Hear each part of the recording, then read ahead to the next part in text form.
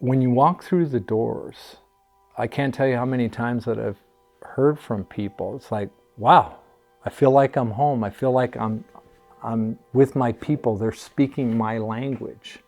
Fort Collins didn't really have any regular AA meetings in the Old Town area anymore. And the community kind of drifted to the south, and what we saw over the last few years is an exploding homeless population, and we see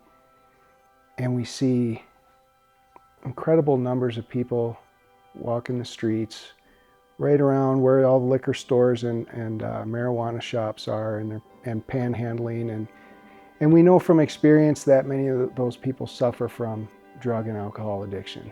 You see these changes in people.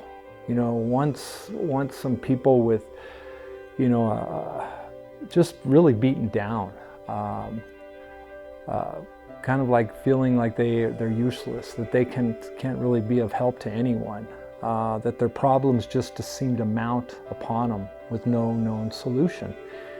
And you know, what we come to find out is that, you know, we're just in a grip of this malady, and alcohol and alcoholism and substance abuse, it's what we do to medicate so that we can blot out the consciousness of our intolerable situation.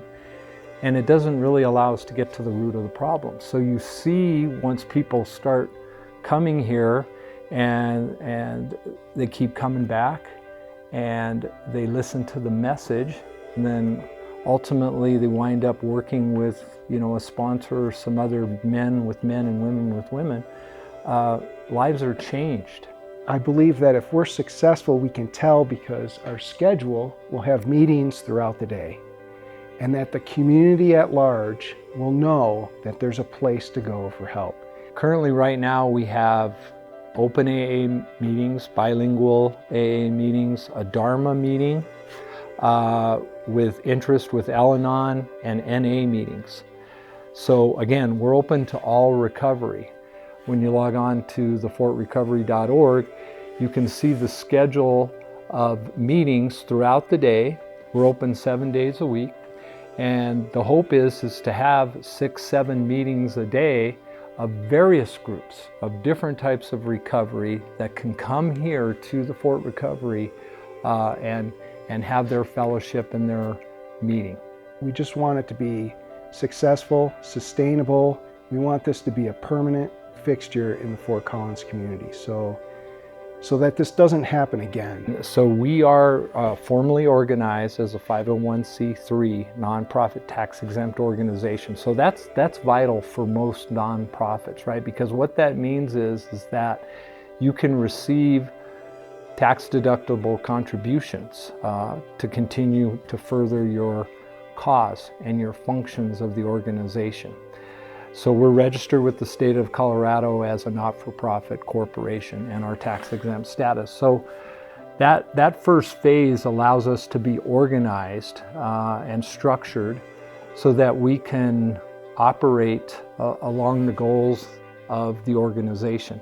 And we receive contributions, monetary and also in kind, from individuals, businesses, and we're in the process of soliciting grants and other in-kind contributions.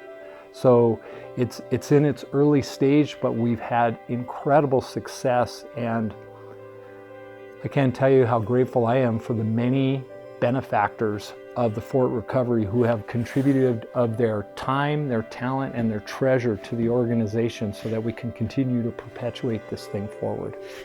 So when you come to the Fort Recovery, you know, here is your fellowship, here are your people, so that you can kind of come together and share experience, strength, and hope with like-minded people. We have a club again back in Fort Collins, and I know that fills the heart of many people, including my own.